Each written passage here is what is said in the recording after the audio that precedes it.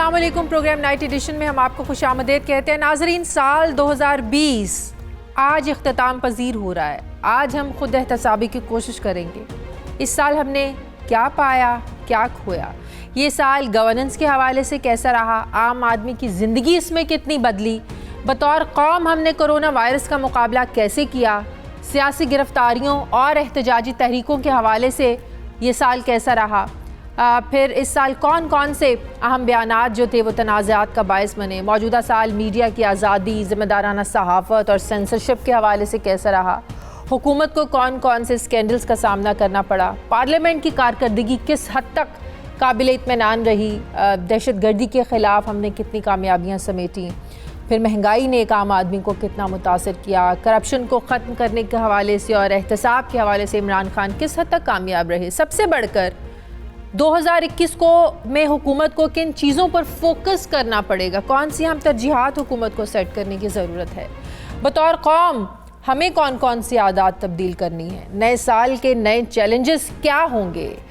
کوشش کریں گے ون بائی ون ان سب چیزوں پر انالیسز لینے کی، بات کرنے کی کوشش کرتے ہیں. مجھے جوائن کیا ہے سینئر صحافی تجزیہ کار ارشاد بھٹی صاحب نے. السلام علیکم، بہت بہت شکریہ بھٹی صاحب. آنے والا نیا سال مبارک آپ کو. جی، اللہ تعالیٰ سب کے لیے خوشیاں لے کر. آپ کو بھی مبارک ہو، اور آپ کو بھی مبارک ہو، اور 24 کروڑ کو بھی مبارک ہو جن کے گھر میں خوشیاں اب کم ہی آتی ہیں. بہت مسائل ہیں، اللہ سب پہ اپنا حفظ و امان رکھے.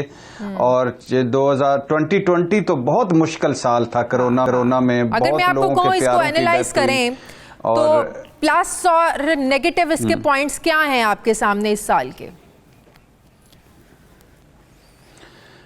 نیگیٹو پوائنٹ ہیں، ٹڈی دل آیا، کرونا آیا، اس کے علاوہ معاشی بدحالی تھی، مہنگائی، بے روزگاری، غربت تھی، دعوے وعدے نعرے جو حکومت کے تھے وہ پورے نہیں ہوئے، سیاسی محاذ آرائی تھی، بلو دا بیلٹ تھی، یعنی ذاتیات پر مبنی تھی، اور آٹا، گندم، چینی، پٹرول، نجی بجلی گھر ڈاکے، رپورٹیں آ گئی مگر ملزمان یا مجرمان کو سزائیں نہیں مل سکی. یہاں یہ حکومت کر سکتی تھی.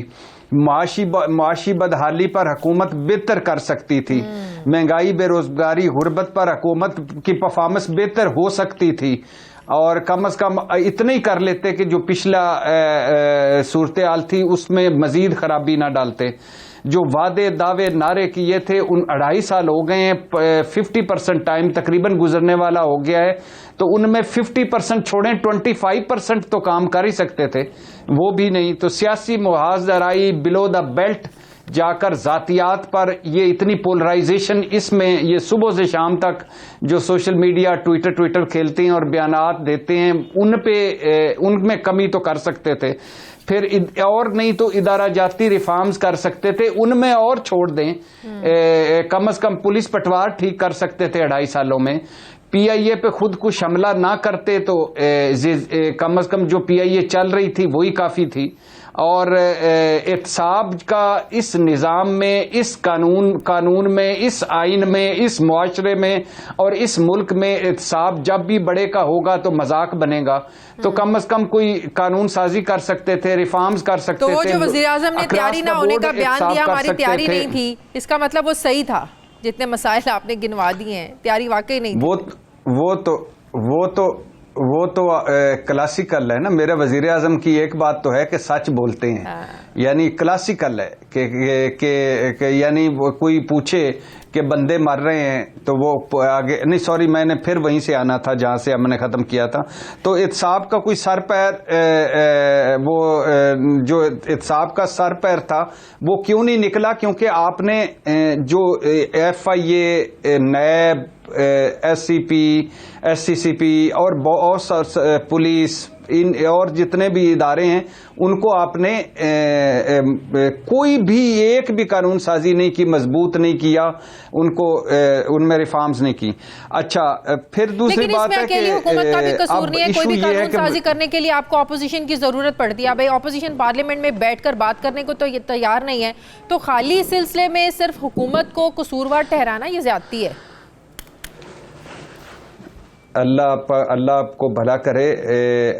بات یہ ہے کہ اگر وزیر اعظم ایک آرڈیننس لا سکتے ہیں نیب میں ترمیمی آرڈیننس جس میں یہ ہے کہ وہ اپنے دوستوں کو اور اپنے تاجروں کو خوشخبری سنا سکتے ہیں کہ دیکھو اب تم اس میں سے بچ جاؤ گے بیوروکریٹ اور تاجر, تو ایک آرڈیننس یہ بھی لا سکتے ہیں کہ نیب بہتر کیسے کیا جائے. ایک آرڈیننس ایف آئی اے کا بھی لا سکتے ہیں, ایف آئی اے کو اور نہیں تو مضبوط کر سکتے ہیں, اور نہیں تو ریفارمز کر سکتے ہیں, قانون سازی کو چھوڑ دیں, ان میں اچھے ان کو اسپیشلسٹ دے سکتے ہیں, وائٹ کالر کرائم اسپیشلسٹ دے سکتے ہیں, اچھے وکیل دے سکتے ہیں, ان کو زیادہ طاقت دے سکتے ہیں, پاور دے سکتے ہیں, آزاد کر سکتے ہیں. بہت سارے کام ہیں جو کیے جا سکتے ہیں. تو وہ نہیں ہو سکے. آپ 70 ہزار کا نیب کا وکیل جو ہے وہ 1 کروڑ روپے کے مخالف وکیل سے آرگیو کر رہا ہو تو اس نے کیا کرنا ہے. دوسرا, اکراس دا بورڈ احتساب کر سکتے تھے, بلا امتیاز احتساب کر سکتے تھے, وہ تو ہو سکتا ہے. دیکھیں نا BRT, مالم جبا, اسی طرح خسرو بختیار, اسی طرح پرویز خٹک, اسی طرح باقی سارے رزاق داؤد صاحب, جن پر الزام لگا ان ساروں کو بھی اکاؤنٹیبل کر سکتے تھے, یا اکاؤنٹیبل نہ چھوڑ دیں, عہدے ہی ان سے واپس لے سکتے تھے.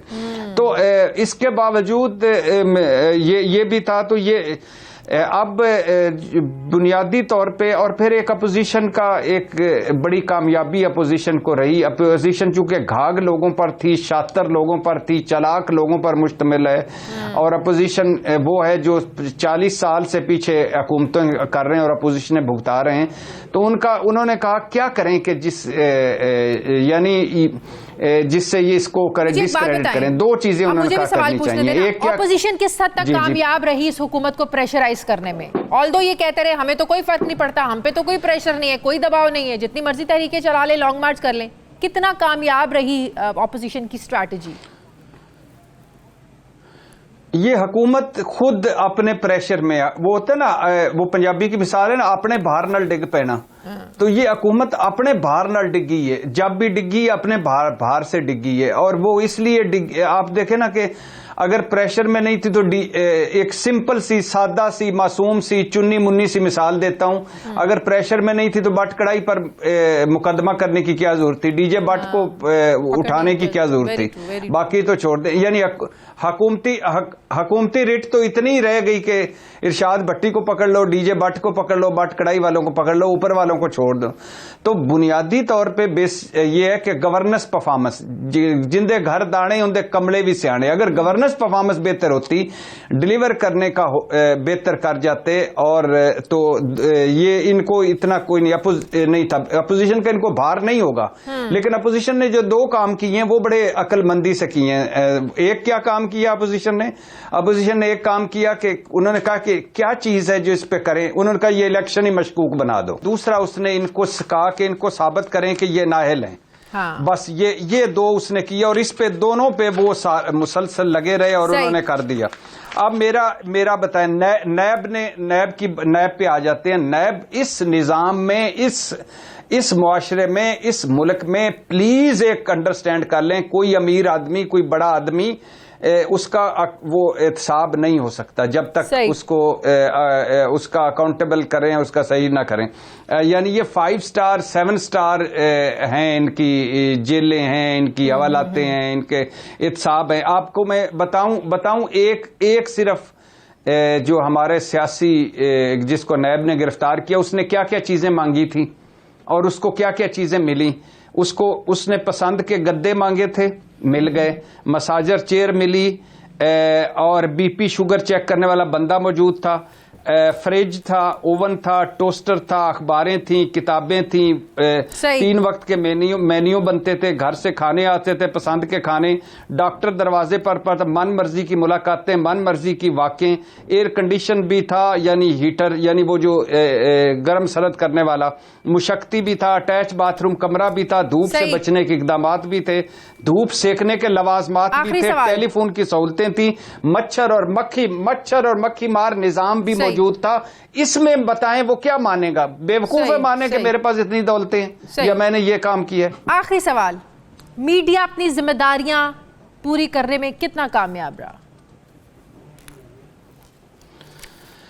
میڈیا پہ پریشر بھی تھے انڈاؤٹیبلی، میڈیا دباؤ میں بھی رہا. مجھے اللہ کا شکر، اللہ کا لاکھ لاکھ شکر، میں اپنی ذات کا حد تک تو میں کہہ سکتا ہوں کہ مجھے آج تک کسی نے یہ نہیں کہا کہ یہ کرو اور یہ نہ کرو. نمبر 1 لیکن میڈیا پہ پریشر تھا، میڈیا پہ دباؤ تھا. نمبر 2 میڈیا ہمارا جو ہے وہ تقریباً میں اس کو 10 میں سے 5 نمبر دوں گا کہ وہ اپنی ذمہ داریاں ادا کر سکا ہے. ہم 2 ایکسٹریم پر ہیں. ایک میڈیا ہے جو بہت ہی خوشامد اور اس میں ہے، رکوع کے عالم میں ہے اور تعریفوں میں ہے، اور دوسرا میڈیا وہ ہے جو بالکل ہی مادر پدر آزاد ہے، جو ایجنڈا سیٹ کرنے والا میڈیا ہے، سیاست میں پارٹی بننے والا میڈیا، اور وہ حکومتیں گراؤ حکومتیں چڑھاؤ والا، پسند نہ پسند والا میڈیا ہے. تو یہ درمیان میں کم ہو گئے ہیں لوگ. صحیح. بہت بہت شکریہ صحافی تجزیہ کار بھٹی صاحب میرے ساتھ تھے. مجھے پروگرام میں ناظرین ایک بریک لینی ہے، واپس آتے ہیں چھوٹے سے وقفے کے بعد.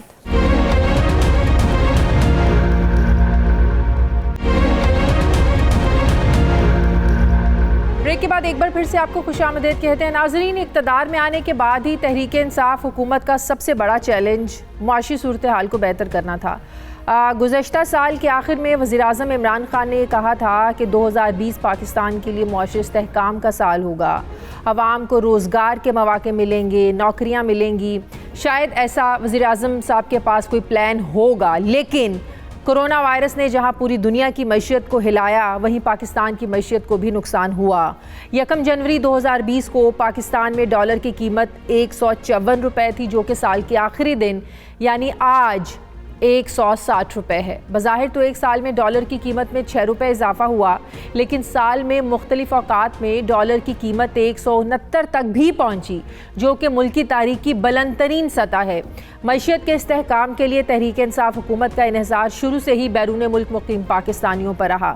حکومت نے اس کے لیے روشن ڈیجیٹل اکاؤنٹس کی سہولت بھی متعارف کروائی، جس کے بعد چند مہینوں بعد ہزاروں روشن ڈیجیٹل اکاؤنٹس بھی کھل گئے اور اب تک ان میں کروڑوں ڈالر جمع بھی ہو چکے ہیں، جس کے بارے میں یہ کہا جا رہا ہے کہ یہ پاکستانی معیشت کے لیے ایک اچھا، ایک مثبت اقدام ہے. اگر برآمدات کا جائزہ لیا جائے تو سال 2020 میں پاکستان کی برآمدات 2 ارب ڈالر کے قریب تھیں، جس میں سال 2020 میں صرف 7.2% اضافہ ہو سکا. زیادہ اضافہ نہ ہونے کی وجہ کورونا کو بھی قرار دیا جا رہا ہے. پھر مراعات کے باوجود چاول، ٹیکسٹائل اور کپاس کی برآمدات میں بھی خاطر خواہ اضافہ نہیں ہو سکا. اس سال ٹیکس ریٹرنز بھی گزشتہ سال کی نسبت کم جمع ہوئے. مالی سال 2021 کے لیے ٹیکس اہداف 4,900 ارب روپے سے زائد رکھا گیا. پہلی سماہی میں حکومت اپنے اہداف پورے کرنے میں کامیاب رہی اور دوسری سماہی کی رپورٹ 4 دن میں آ جائے گی، لیکن حکومت پر امید ہے کہ وہ یہ ہدف بھی، دوسری سماہی کا جو ٹارگٹ ہے، اس کو بھی اچیو کر لے گی. اب حکومت اپنے مالی سال 2021 کے لیے اپنے اہداف پورے کر پائے گی یا نہیں، یہ تو جون 2021 میں پتہ چلے گا.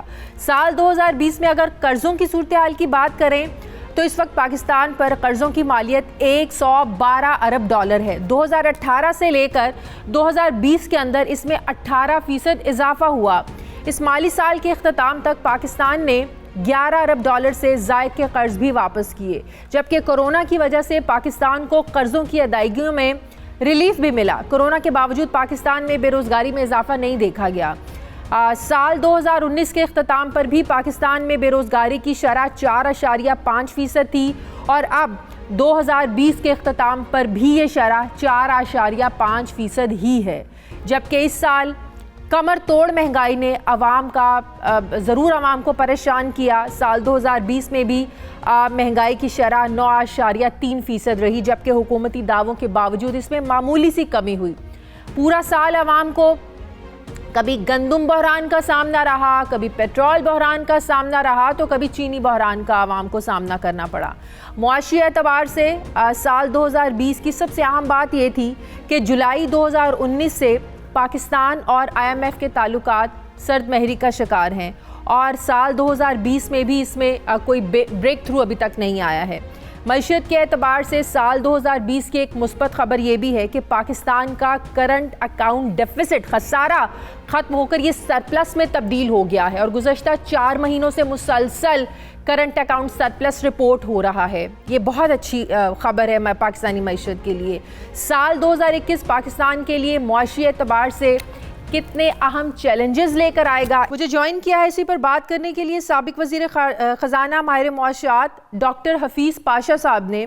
السلام علیکم، بہت بہت شکریہ ڈاکٹر صاحب آپ کا. ڈاکٹر صاحب، جہاں کرونا کی وجہ سے پوری دنیا کی معیشت کو بڑا نقصان ہوا، پاکستان کو بھی بہت سے چیلنجز کا سامنا کرنا پڑا، لیکن اس کے باوجود حکومت اس سال 2020 کی جو معاشی کارکردگی اس کو لے کر بہت پر اعتماد نظر آئی. کچھ پلس پوائنٹس بھی تھے، جیسے کرنٹ اکاؤنٹ سرپلس 1.6 ارب ڈالرز کا رہا، جو 3 سال پہلے تک یہ ڈیفیسٹ 20 ارب ڈالر کا تھا. یہ یقیناً ایک اچھا انڈیکیٹر ہے. اوورآل اگر میں آپ سے پوچھوں کہ 2020 میں معاشی کارکردگی جس کو لے کر حکومت بہت زیادہ پر اعتماد نظر آتی ہے، بڑی کانفیڈنس نظر آتا ہے حکومت میں، تو کیا یہ بات درست ہے؟ معاشی کارکردگی اچھی رہی سر؟ بسم اللہ الرحمن الرحیم. دیکھیے، اس سال کے جو اعداد و شمار ہیں وہ ایک مکسڈ پکچر پیش کر رہے ہیں. سب سے پہلے تو میں آج کچھ نئے اعداد و شمار پیش کروں گا اس سال کے بارے میں، جو میرے شاگردوں میں نے ریسرچ کر کے ایسٹیمیٹ کیا ہے. سب سے پہلے شرح نمو جو ہے سال 2020 یعنی کہ اس سال جو ختم ہو رہا ہے کل، اس میں شرح نمو بہت بری طرح سے متاثر ہوئی ہے. کووڈ کے بعد ہمارے پروڈکشن پر بہت نمایاں طور پر برا اثر پڑا. اب آپ دیکھیے کہ ہمارا جو صنعتی شعبہ ہے، مارچ کے مہینے سے لے کر جون تک اس میں 25% کمی آئی ہے. ایسا تاریخ میں کبھی نہیں ہوا. اور اگر ہم جنوری سے جون لے لیں تو اس 6 مہینے میں ہمارا جو جی ڈی پی یا شرح نمو جو ہے اس میں منفی 6.5% کی کمی آئی ہے. صحیح. یہ نئے اعداد شمار ہیں. ہمارا جو پاکستان بیورو آف اسٹیٹسٹکس وہ کہہ رہا ہے کہ 19-20 میں شرح نمو منفی 0.4% رہی ہے، جبکہ جو لیٹسٹ اسٹیٹسٹکس آئے ہیں اس کے تحت ہمارا اندازہ یہ ہے کہ یہ منفی 2.5% رہا ہے. سر، یہ کرونا کا ایفیکٹ کہہ سکتے ہیں اس کو؟ چیزوں پر آؤں. جی، اس میں زیادہ کرونا کا ایفیکٹ ہے. اس سے پہلے بھی شرح نمو میں کمی آ گئی تھی. صحیح. آپ کے کرونا سے پہلے، اور سال بھر میں نقصان جو ہوا ہے حیرت انگیز. اور یہ میں کہہ رہا ہوں آپ سے کہ پہلی دفعہ پیش کر رہا ہوں، 9 ارب ڈالر کا نقصان ہوا ہماری قومی آمدنی میں، یعنی کہ تقریباً 1400 ارب روپے. اس سے آپ کو اندازہ ہوگا کہ لوگوں کی آمدنی میں کتنی کمی آئی ہوگی. صحیح. البتہ میں کچھ 1-2 پازیٹیو چیزوں پر بھی اشارہ دینا چاہتا ہوں، اور وہ یہ ہے کہ جس طرح آپ نے بالکل ٹھیک فرمایا کہ ہمارا کرنٹ اکاؤنٹ جو خسارہ ہے اللہ کے فضل سے وہ 3 سال پہلے 20 ارب ڈالر پہ تھا. اور اس سال کے پہلے 5 مہینے میں جولائی سے لے کر آپ کے نومبر تک اس میں 1.6 ارب ڈالر کا سرپلس ہوا ہے. بالکل صحیح. مگر ساتھ ساتھ ایک اور چیز بھی جو میں سمجھتا ہوں اس پہ اشارہ کرنا ضروری ہے کہ سال کے آغاز میں ہمارا جو افراط زر کی رفتار تھی وہ 14% سے بھی اوپر جا چکی تھی، اور کھانے پینے کی چیزوں کی رفتار 22% تک پہنچ چکی تھی. اب اس میں بھی اللہ کا فضل ہے. سر، ایک اور چیز میں آپ سے پوچھنا چاہتی ہوں، جو حکومت بھی بڑا خوش ہے کرنٹ اکاؤنٹ جو ہمارا سرپلس میں ہے، آپ بھی یہ بات کر رہے ہیں، یقیناً ایک یہ پازیٹیو انڈیکیٹر ہے ہماری معیشت کے لیے. لیکن اگر ہم بجٹ ڈیفیسٹ کو بات کریں، یہ ہمارا بجٹ ڈیفیسٹ خسارہ جو ہے یہ بڑھتا ہے، تو آپ کو بھی پتا ہے کہ اس کا جو اثر ہے یہ کرنٹ اکاؤنٹ جو ہوتا ہے اس پر پڑتا ہے. تو ہمارا جو سرپلس ہے، اور اگر ہمارا یہ بجٹ ڈیفیسٹ بڑھتا رہا، یہ خسارہ بڑھتا رہا، تو ہمارا جو یہ کرنٹ اکاؤنٹ ہے یہ تو بہت جلدی پھر خسارے میں چلا جائے گا. آپ جو کہہ رہی ہیں وہ مناسب بات ہے. اب آپ یہ دیکھیے کہ پچھلے سال ہمارا بجٹ کا خسارہ جو ہے وہ تقریباً 8% of the G D P یعنی کہ تقریباً 3,200 ارب تک پہنچ چکا تھا. ہاں مگر کرنٹ اکاؤنٹ ڈیفیسٹ میں پچھلے سال کمی آئی اس کے باوجود، اور وہ $3 ارب پر محدود تھا. اور اس کی کیا وجہ تھی؟ وجہ یہ تھی کہ جب آپ کا بجٹ خسارہ بڑھ رہا ہے اور کرنٹ ڈیفیسٹ کچھ حد تک کنٹرول میں ہے تو خطرہ یقیناً یہ ہے کہ آنے والے دنوں پر پریشر پڑے گا، چونکہ ڈیمانڈ میں اضافہ ہوتا ہے جب بجٹ کا خسارہ بڑھ جاتا ہے. بالکل. کیوں پچھلے سال ایسا نہیں ہوا؟ اس کی وجہ یہ کہ آپ نے کرنسی کو 35% گرا دیا تھا. آپ نے شرح نمو یعنی کہ انٹرسٹ ریٹ کو 6% سے بڑھا کر 13.25% تک لے کے چلے گئے. بالکل.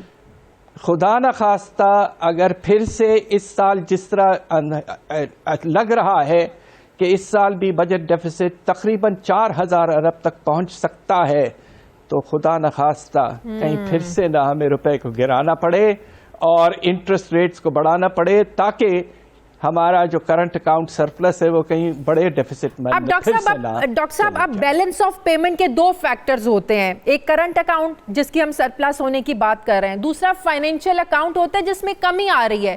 تو اس میں توازن کیسے رکھا جا سکتا ہے؟ اس کو کیسے پورا کیا جائے سر؟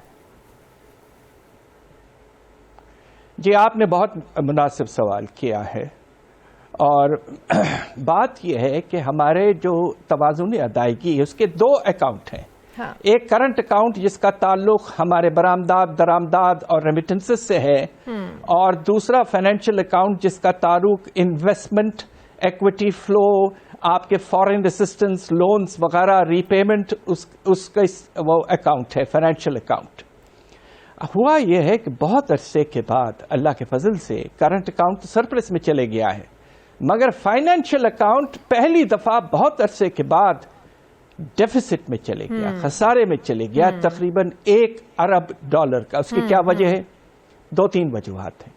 ایک تو فارن انویسٹمنٹ میں کمی آئی ہے، دوسرا ایکوٹی جو ہمارے سٹاک مارکیٹ میں لگا ہوا ہے باہر سے وہ واپس جانا شروع ہو چکا ہے. آپ کو یاد ہوگا کہ ایک وقت ایسا تھا جب ہاٹ منی $3 ارب کووڈ کے فوراً بعد بھاگ گئے. اس کے ساتھ ساتھ اب ایکوٹی میں بھی تقریباً 300 سے $350 ملین کا پیسہ باہر چلے گیا ہے پچھلے 5 مہینے میں. اور تیسری بات جو ہے کہ حالانکہ ہمیں ڈیٹ ریلیف کچھ ملا ہے G20 سے، مگر باہر سے فارن اسسٹنس کچھ حد تک کم ہونا شروع ہو گیا ہے، اس لیے کہ IMF پروگرام سسپینڈڈ ہے. بہت بہت شکریہ سابق وزیر خزانہ ماہر معاشیات ڈاکٹر پاشا صاحب میرے ساتھ. Thank you very much. مجھے پروگرام میں ناظرین ایک بریک لینی ہے، واپس آتے ہیں ایک چھوٹے سے وقفے کے بعد.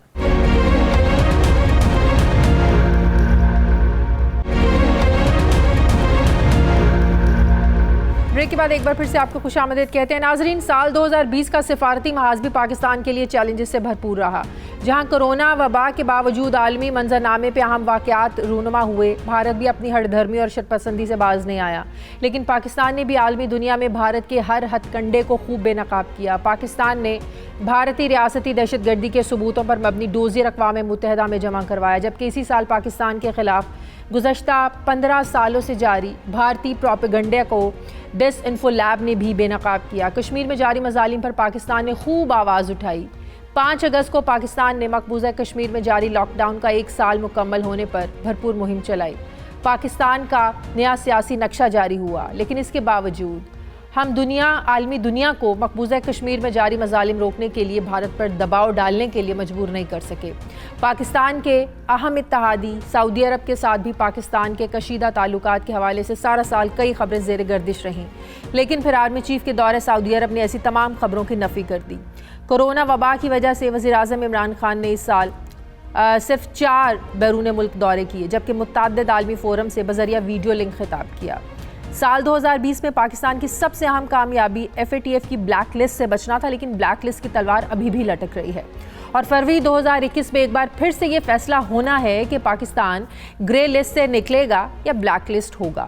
FATF کی بلیک لسٹ سے بچنے کے علاوہ امریکہ اور افغان طالبان میں ہونے والا امن معاہدہ اور انٹرا افغان ڈائلاگ کے لیے اہم کردار ادا کرنے پر بھی عالمی سطح پر پاکستان کی کوششوں کی تعریف ہوئی، جبکہ کورونا کے خلاف پاکستان کی حکمت عملی کو عالمی سطح پر پوری دنیا میں سراہا گیا۔ عالمی اداروں کا پاکستان پر اعتماد بڑھا اور یہی وجہ ہے کہ پاکستان بین الاقوامی مالیاتی اداروں کی جانب سے $2.6 ارب حاصل کرنے میں کامیاب رہا۔ سال 2020 میں سب سے اہم پیش رفت مسلم ممالک کی جانب سے اسرائیل کو تسلیم کرنا تھا، اور صرف 4 مہینے کے عرصوں میں اسرائیل کو 4 مسلم ممالک کی جانب سے تسلیم کیا جا چکا ہے، جبکہ یہ کہا جا رہا ہے کہ 5واں بڑا مسلم ملک بھی جو ہے جلد اسرائیل کو تسلیم کر لے گا، جبکہ پاکستان میں بھی اسرائیل کو تسلیم کرنے کی جو باتیں ہیں یہ زیر گردش رہیں۔ 2021 میں پاکستان کے لیے کیا چیلنجز آ سکتے ہیں، سفارتی لحاظ سے ہمیں کیا کرنے کی ضرورت ہے، اس پر میں بات کروں گی۔ مجھے جوائن کیا ہے سابق وزیر خارجہ خورشید محمود قصوری صاحب نے۔ السلام علیکم، بہت بہت شکریہ قصوری صاحب آپ کا۔ قصوری صاحب، ہم آج جائزہ لے رہے ہیں کہ سفارتی لحاظ سے پاکستان کو 2020 میں کن چیلنجز کا سامنا رہا، ہم کتنے کامیاب ہوئے ان چیلنجز سے نمٹنے کے لیے، دنیا میں اپنا جو ایک موقف ہے مسلمانوں کو لے کر، کشمیر پر جو ظلم ہو رہا ہے اس کے خلاف آواز اٹھانے کو لے کر، سر ہم کتنے کامیاب رہے؟ دیکھیے، اب آپ آخری دن پہ پہنچ گئی، ہمیں تو سوچنا چاہیے آگے کیا ہوگا۔ باہر صورت لاسٹ ایئر جو ہے ایک مکسڈ بیگ ہے۔ ایک تو پرائم منسٹر کی اسپیچ تھی، میں سمجھتا ہوں وہ بہت اچھی تھی اور اس کو ریسیو اچھی طرح سے کیا گیا۔ کشمیر کا کیس جو ہے اس کو پرزور طریقے سے اٹھایا گیا، لیکن جو ہندوستان کے ساتھ تعلقات ہیں وہ ابتری کی طرف مائل رہے اور بلکہ بہت اس میں شدت آئی۔ اسی طرح جو مسلم ممالک سے ہمارے تعلقات تھے، ترکی، ایران، ملیشیا نے کھل کے ہماری حمایت کی کشمیر کے اوپر۔ ہمارے برادر دوست جو ہیں سعودی عرب اور UAE، باوجود حالانکہ OIC میں ہمیں سپورٹ کیا اور OIC نے اچھا ریزولوشن بھی کشمیر کے حق میں دیا، لیکن جو پاکستان کے عوام کی توقعات تھیں وہ شاید اس سے زیادہ توقع کر رہے تھے۔ دیکھنا یہ ہے کہ آگے کیا ہوگا۔ صحیح۔ قصوری صاحب، اس کے علاوہ ایک جو اہم ڈیولپمنٹ تھی 2020 کی، وہ مختلف مسلم ممالک کی طرف سے اسرائیل کو تسلیم کرنا تھا۔ ابھی جو خبریں سامنے آ رہی ہیں کہ ایک اور بڑا اسلامی ملک ہے جو اسرائیل کو تسلیم کرنے جا رہا ہے، آپ سمجھتے ہیں کہ 2021 میں یہ سلسلہ ایسے ہی جاری رہے گا یا ٹرمپ کے جانے کے بعد اس سلسلے میں کچھ کمی آئے گی، یہ سلسلہ رکے گا؟ پریزیڈنٹ ٹرمپ کے جانے کے بعد اس میں کچھ کمی آئے گی، اچھا، لیکن یہ نہیں سمجھنا چاہیے کہ جن ملکوں نے اس کو اسرائیل کو ریکگنائز کیا، اس سے تعلقات بنائے ہیں، صرف ٹرمپ کی وجہ سے بنائے ہیں۔ پریزیڈنٹ ٹرمپ کا ڈیفینیٹلی ایک رول تھا، لیکن UAE مثلاً آپ لے لیجئے، UAE کے اپنے مخصوص حالات ہیں، ان کی معیشت جو ہے اس کو بہت بڑا دھکا لگا ہے، اور وہ یہ سمجھتے تھے کہ اسرائیل کو ریکگنائز کرنے سے مغرب میں پرٹیکولرلی بڑی پازیٹیو میسج جائے گی، اور جو وہاں لوگ پیسہ خرچ کرتے ہیں زیادہ عربوں کے علاوہ، وہ زیادہ ویسٹ سے آتے ہیں، اور ایک میسج جائے گی ان کے ذہنوں میں کہ ٹالرنٹ ملک ہے اور یہاں ہم انویسٹ بھی کر سکتے ہیں، اور پھر تو وہاں چھٹی کے لیے بھی بہت سے لوگ جاتے ہیں۔ تو ان کی اپنی آبادی نسبتاً بہت کم ہے، 88% آبادی وہاں کی جو ہے وہ غیر ملکیوں پر مشتمل ہے، اور صرف 12% لوکل ہے، اور جو 12% لوکل ہیں وہ ان کو انہوں نے بہت خوشحال کیا ہوا ہے۔ چھوٹے ملک ہیں، دولت زیادہ ہے، تو اس لیے میں سمجھتا ہوں ان کو وہ پریشر نہیں ہے پبلک اوپینین کا۔ سعودی عرب حالانکہ دولت سے مالا مال ہے، لیکن اس کی اپنی آبادی ہے، اور وہاں ایک ایگریمنٹ ہوا ہے ابن سعود کی اولاد اور عبد الوہاب کی اولاد، جو ان میں آپس میں وہ حکمرانی سعودی عرب پہ مل کے کر رہے ہیں۔ اس کے باوجود اس کے کہ کچھ ہو سکتا ہے سرکل سعودی عرب میں چاہیں کہ ریکگنائز کر لیا جائے اسرائیل کو، ان کے لیے اتنا آسان نہیں ہوگا۔ صحیح۔ اچھا، افغان پیس پروسیس کی بات کریں، اس حوالے سے بھی یہ سال بڑا اہم رہا۔ افغان پیس پروسیس میں بڑی ڈیولپمنٹ ہوئی، پاکستان کا جو کردار تھا پوری دنیا میں اس کو ظاہر ہے اس کو اپریشیٹ کیا گیا، لیکن پچھلے ہفتے ہم نے دیکھا کہ افغان حکومت کی جانب سے پاکستان پر بڑی تنقید ہوئی۔ کیا مقصد تھا آپ کے خیال میں اس تنقید کا؟ اس کی ٹائمنگ کتنی امپورٹنٹ تھی؟ ایک طرف جو پاکستان ہے وہ ڈائیلاگ میں اہم رول بھی پلے کر رہا ہے، طالبان کو مذاکرات کی ٹیبل پر بھی لے کے آیا. پھر جو انٹرا افغان ڈائلاگ ہے یہ بھی 5 جنوری سے شروع ہونے والے ہیں. تو کون سی ایسی تیسری قوت ہے یا ایلیمنٹس ہیں جس کی وجہ سے جو افغان حکومت, کابل حکومت ہے, پاکستان پر تنقید کرتی ہے؟ آپ کو نہیں لگتا کہ اب پاکستان اور افغانستان کا جب امن ایک دوسرے سے جڑا ہے, لیکن ایسے بلا وجہ جب تنقید کی جائے گی تو کیسے پاکستان مزید اس پروسیس کو آگے بڑھانے میں ہیلپ کر سکتا ہے؟ پہلی بات یہ سمجھنے کی ضرورت ہے کہ افغانستان میں جو حکومت ہے وہ اس کی کیا نوعیت ہے. پہلے تو یہ ہے کہ وہاں جو اس کو سابق ناردرن الائنس کہا جاتا تھا, اس میں زیادہ تر نارتھ کی علاقے تھے, وہ اس پر مشتمل ہے. اور اس میں ایسے لوگ شامل ہیں جو ماضی میں سوویت یونین کے دور میں, کہ جب پاکستان اور سوویت یونین کافی تعلقات خراب تھے, تو جو ان کی ایجنسی کھاد تھی وہ اس کے ممبرز تھے, اور ان کی خواہش یہ تھی کہ جو کھاد ان کی جو آرگنائزیشن تھی وہ تعلقات ہمارے بہت خراب رکھنا چاہتی تھی, کیونکہ ان کی وہ پاکستان کے خلاف تھے. بلکہ ان میں سے ایک صاحب, تو اب میں نام کیا لوں کیونکہ تعلقات مزید خراب نہیں کرنا چاہتا, نائب صدر بھی بن گئے افغانستان کی موجودہ حکومت کے. تو ان حالات کو مد نظر رکھتے ہوئے جب آپ کہتے ہیں افغانستان حکومت, وہاں تو صدر کی اپنی نہیں بنتی, چیف ایگزیکٹو جو ماضی میں تھے, اب وہ چیف ایگزیکٹو نہیں ہے. عبداللہ تو آپ سے کیا بنے گی؟ وہاں تو رائٹ ہینڈ لیفٹ ہینڈ کو نہیں جانتا کہ کیا کر رہے ہیں. اس سے یہ کہنا کہ افغان حکومت نے فلاں کا یا فلاں کا ہے, ہمیں یہ دیکھنا کہ ہمارے مفاد میں کیا ہے. ہمارے مفاد میں یہ ہے کہ افغانستان میں امن ہو جائے, بالکل اسی طریقے سے یہ ایک سیٹلمنٹ ہو جائے. یہ آسان پروسیس نہیں ہوگا, یہ ایسا تھینکلیس پروسیس ہے کہ محنت بھی آپ کریں گے اور گالیاں بھی آپ کو پڑ رہی ہیں, لیکن ہمیں صحیح پاتھ فالو کرنا چاہیے.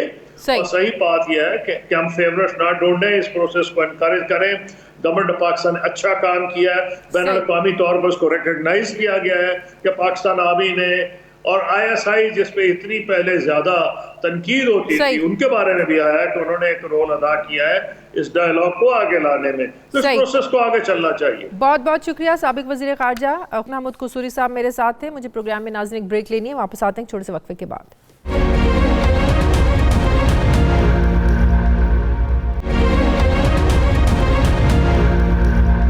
ناظرین, کہتے ہیں کہ امید پر دنیا قائم ہے. غیب کا علم تو صرف خدا کی ذات جانتی ہے. انسان کی کوشش, محنت, اچھی نیت, پھر اس کا مضبوط ارادہ اور دعا اس کی قسمت کو بدل سکتی ہے.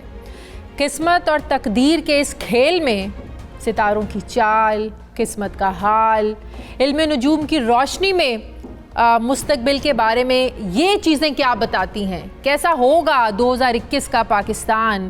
اقتدار کے کھیل میں کون ان ہوگا, کون آؤٹ ہو سکتا ہے؟ کس کے ستارے گردش میں رہیں گے اور کون عروج دیکھے گا؟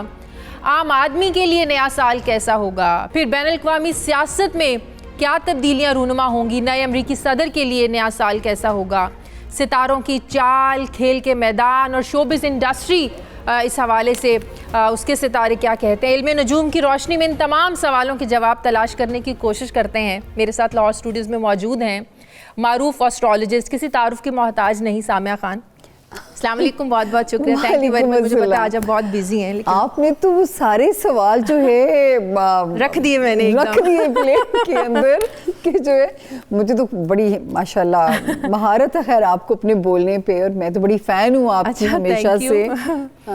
سب سے پہلے تو مجھے یہ بتائیں کہ آپ کی جو 2020 کی پریڈکشنز تھیں, پیش گوئیاں تھیں, کتنے فیصد آپ کہہ سکتی ہیں کہ وہ سچ ثابت ہوئی ہیں؟ اس کا فیصلہ تو آپ لوگ کرتے ہیں, کیونکہ آپ لوگ جب بلاتے ہیں تو اکاؤنٹیبل کرتے ہیں. میں نے شاید اسی لیے بلایا کہ آپ کی پیشن گوئیاں بڑی زبردست ثابت ہوتی ہیں, لیکن پھر بھی آپ کو جس پہ بڑا کانفیڈنٹ جی دیکھیں آپ کے سامنے ہے شازیہ جی کہ 2020 میں جب ہم انٹر ہو رہے تھے تو 26 دسمبر 2019 سے پڑھنا شروع کیا 2020 کو, لیکن 2020 کو جب میں پڑھتی تھی مجھے اندھیرا نظر آتا تھا, مجھے ایمرجنسی, مجھے کیوس, اور وہ سڑکیں میں نے جب لاہور کی خالی دیکھی, فوج کھڑی دیکھی سڑکوں کے اوپر, تو وہ وار زون نہیں تھا, وہ کرونا آ گیا. تو یہ میں نے کرونا کا نام پریڈکٹ نہیں کیا تھا, لیکن ایسی مشکلات کا مجھے یہ لگتا تھا ایمرجنسی ہے, کیوس ہے, وار زون ہے, اللہ تعالیٰ پناہ دے ہمیں اس سے. اچھا, اب جب 2020 کی پیش گوئیاں تو آلموسٹ ساری ہی پوری ہوئی تھی. زبردست. اس وقت میں نے یہ بھی کہا تھا کہ اس سال ہومیوپیتھک اپوزیشن خان صاحب کے لیے چھوٹے چھوٹے مسائل پیدا کر سکتی ہے, ابھی بگاڑے گی کچھ نہیں, لیکن ملک جب تک 19 دسمبر 2020 نہیں گزرے گا ہم اچھے حالات میں انٹر نہیں ہوں گے. ٹل دین اگر ملک کھڑا رہنے کے قابل ہو جائے تو رب کا شکر ادا کیجئے کہ ہم 1 پیس میں انٹر ہونے جا رہے ہیں. آپ کی بڑی ویورشپ ہے شازیہ جی, 92 ایک پسندیدہ چینل ہے, تو ہم میں سے جو لوگ 2021 میں انٹر ہونے جا رہے ہیں ان مجاہدین کو اور ان غازیوں کو میرا سلام دونوں ہاتھوں سے, اور نئے سال کی ایڈوانس مبارکباد. کہ سچ مچ یہ والا سال ایسا تھا کہ جب میں خود بھی پڑھتی تھی مجھے نہیں لگتا تھا میں 2021 کی صبح. تو نیا سال کو کیا پڑھا ہے آپ نے؟ الحمدللہ جی, اب ہمارے پاس شکر ہے کہ مجھے پچھلے سال ایسے لگتا تھا کہ لوگ مجھے منحوس نہ کہنا شروع کر دیں. کیوں؟ کہ میں جب آتی ہوں میں بری خبر دیتی ہوں, باقی لوگ کہتے تھے سب کچھ روشن ہے, میں کہتی تھی یار مجھے تو نہیں نظر آتا. تو اب اللہ کا شکر ہے کہ میں اس کا جب 2021 کو پڑھا ہے میرے رب کے حکم سے, یہ 21 دسمبر 2020 سے شروع ہو گیا نیا سال. اچھا ٹائم میرے رب نے چاہا, کیونکہ سیٹرن اور جوپیٹر کا کنجکشن ہوا ہے جو کہ پاکستان میں وہ تبدیلی جو کہ حکمران تو اپنا وعدہ پورا نہیں کر سکے جس تبدیلی کو لانے کا, وہ کہتے ہیں نا اوپر ایک نظام قدرت ہے اور وہ اپنے وقت کے حساب سے اپنے مدار پہ چیزیں چلتی رہتی ہیں. تو یہ سچ مچ تبدیلی کا سال ہے. اس تبدیلی کا سہرا کس کے سر آتا ہے, یہ سچی تبدیلی نے سینس آپ ایک عام آدمی کی زندگی میں پازیٹیو تبدیلی کی بات کر رہی ہیں. اللہ کا شکر ہے, عام آدمی کے ریلیف کی بھی بات کر رہی ہوں, پاکستان میں نظام حکومت کی بھی بات کر رہی ہوں. پولیٹیکل سٹیبلٹی رہے گی. Political stability in this sense کہ مجھے یہ ضرور لگتا ہے کہ اب اس ملک میں کوئی نیا نظام لایا جائے گا. اچھا, مجھے ایسا لگتا ہے وہ اس کا نام صدارتی ہے یا ٹیکنوکریٹس ہے یا نیشنل ہے. لیکن کچھ ایسی تبدیلی ہے جس کے بعد یہ ملک ایک سٹیبل زون میں انٹر ہو جاتا ہے. وہاں سے یہ ملک جو ہے, ہاں پہلے 2 مہینے جو ہے جنوری اور فیبروری, جب تک 19 اور 22 فیبروری نہیں آتا, عوام سے بھی درخواست ہے اپنا بھی ملک کا بھی صدقہ دیتے رہیے. ایک اور بھی بات, جیسے ابھی میرے پاس اتنی بڑی فائل ہے جس میں نے ہر پولیٹیشنز کے بھی ذائچے بنائے ہوئے, وزیر اعظم بھی, چیف آف آرمی سٹاف بھی, تو ان کا ذائچہ بہت سٹرونگ نظر آ رہا ہے چیف آف آرمی سٹاف کا. ان کے ہاتھوں شاید کچھ ایسے کام ہو جائیں, شاید وہ کوئی ایسا تھنک ٹینک بنا دیں جو کہ ملک کو آگے, کیونکہ یہ تو ضرور ہے ملک کی بہتری ہے شازیہ, یہ تو فور شیور ہے انشاءاللہ. ان کا ستارہ بہت دبنگ چل رہا ہے. یہ نہیں کہ اللہ نہ کرے ماشاءاللہ آ جائے گا. جب میں پڑھ رہی تھی جب ان سب ذائچوں کو, تو میں نے یہ بھی بلکہ ریڈ کیا کہ جنرل پرویز مشرف کے بعد یہ دوسرے جنرل ہیں جن کا ذائچہ بہت سٹرونگ ہے, اور یہ والا سال ان کو مزید سٹرینگ دیتا ہوا نظر آتا ہے. زبردست. کورونا کی مشکلات کم ہوں گی پاکستان سمیت پوری دنیا میں؟ سب سے بڑا عوامی سوال ہے. اور پاکستان کے خطے میں تو جو شازیہ جی خبر ہے اس کی کہ پاکستان کے خطے میں جب ہم ایسٹرولوجی کے سال کو پڑھتے ہیں تو پڑھتے ہیں مارچ 2020 سے. میں پڑھوں جب میں نے ان پریڈکشنز کی تھی کہ وار زون ہے, تو پہلا پیشنٹ مارچ میں آیا تھا 2020 میں لاہور میں. میرے رب نے چاہا تو اس مارچ 2021 سے بہار کی آمد کے ساتھ اس کی بھی رخصتی ہو جائے گی, اور ہم کچھ ہماری زندگیاں وہاں سے بیک ٹو نارمل لائف میں آنا شروع ہو جائیں گے ہم لوگ انشاءاللہ رب کے حکم سے. اس بہار کے ساتھ جو ہے نا پاکستان میں یہ وبا کی بھی کمی اور خاتمہ گریجولی ہونا شروع ہو جائے گا. تو پاکستان تو محفوظ ہے, لیکن اب یورپی ممالک کے لیے میں نے یہ بات کہی. نئے امریکی صدر کا پڑھا ہے جو بائیڈن کا ستارہ کیسا رہے گا وہ دنیا کے لیے نیا صدر؟ میں نے تو پریڈکشن دی تھی کہ ٹرمپ ایک اپنے مشکل وقت میں داخل ہو رہے ہیں الیکشن سے پہلے بہت سارے چینلز پہ.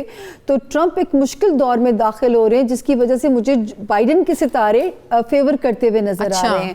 لیکن مجھے ایسے لگ رہا ہے جیسے پاکستان کے کوئی نئے اتحادی بننے جا رہے ہیں, پاکستان کے نئے الائنسز بننے جا رہے ہیں. کشمیر ریزالو ہونے کی طرف کشمیر کا سفر شروع ہوگا. زبردست, ماشاءاللہ, یہ ایک اچھی خبر ہے کہ کشمیر ریزالو ہونے کی طرف اس کا سفر شروع ہو جائے گا. زبردست.